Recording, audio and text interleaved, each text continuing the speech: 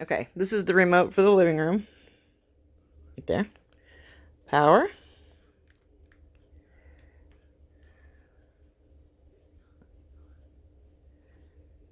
That's the one with all the apps on it. Some of those we have, some of them you have to pay for, but I'll make you a list of what you can watch. Then to get to regular TV, oops, I don't know what that's doing. You hit the input button. And then it brings up your list, and then just scroll. Oops, it's too slow. Input. Move it to where you want. For the games, it's HD3. Like 3-2 court, that's regular TV.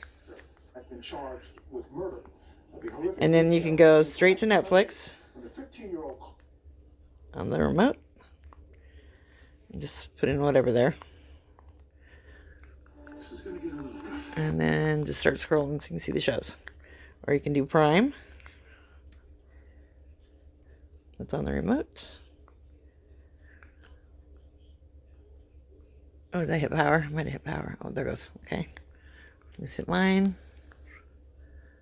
And there's all the stuff you can watch on there. Some of it you have to rent, so just watch. You have to look and see.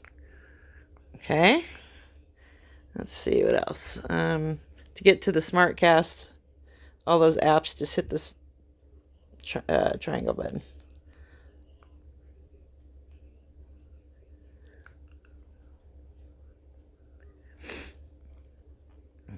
Okay. So if you scroll down to the apps, you have Netflix, you can get to it that way. Prime, you can get to. Hulu, you can get to. You can watch YouTube. Disney Plus, I have. HBO Max, we have. And let's see. You have the CW, Peacock, and Paramount Plus. Oops, I went by it. Which is like, I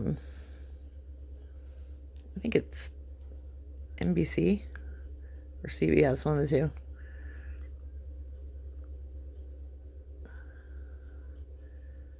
Yeah, CBS. And then it has some other channels on there too. And just scroll down, look around.